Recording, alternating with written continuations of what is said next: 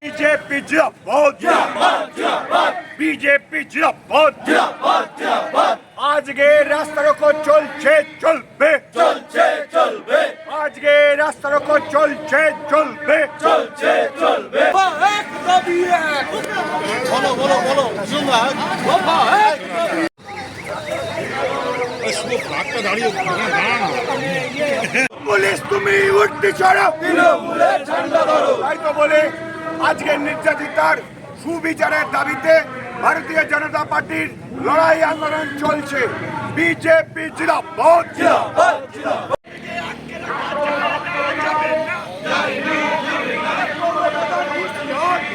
হাজারে হাজারে অত্যাচার হাজারে হাজারে খুন ধর্ষণ ঘটে যাচ্ছে নাগরিকবৃন্দ আমাদের গলার আওয়াজ শুনতে পাচ্ছেন তাদের কাছে আমরা কাতর আর্জি জানাবো এই পাষাণময়ী মমতা ব্যানার্জিকে সরাতে গেলে গণ আন্দোলনের প্রয়োজন আছে রাজনৈতিক দলমত সুরক্ষিত থাকবে না আমি আমার বক্তব্য দীর্ঘায়িত করবো না। বাবুসোনার হাতে আমি আমার মাইক দিয়ে দেবো এবং শেষ করার আগে আমি আবার আপনাদের কাছে একবার ক্ষমা চাইছি যারা রাস্তায় বেরিয়েছেন যারা বিভিন্ন জরুরি কাজে গেছে তাদের কাছে একবার ক্ষমা চাই নেব যে আমাদের সহযোগিতা করুন।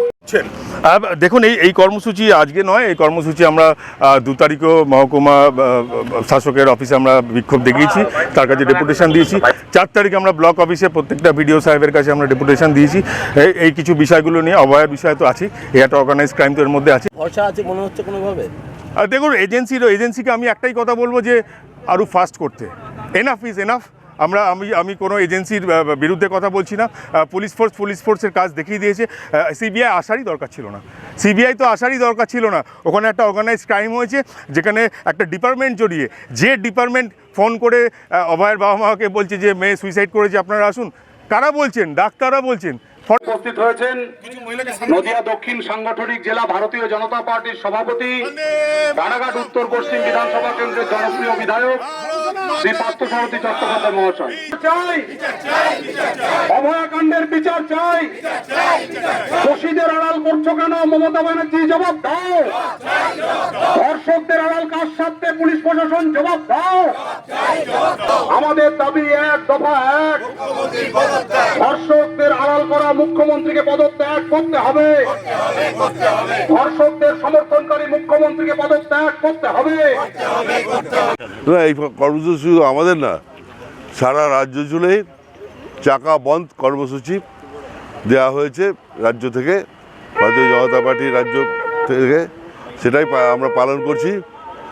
এবং এটার একটাই উদ্দেশ্য হচ্ছে যে যেভাবে অভয়াকে খুন করা হয়েছে এবং এখনও পর্যন্ত তার এখন কোনো ব্যবস্থা হলো না, না বিনীত গোয়েলকে সাসপেন্ড করা হলো, না অন্যান্য যারা অপরাধী আছে তাদেরকে এখনও আড়াল করে দেওয়ার চেষ্টা হচ্ছে।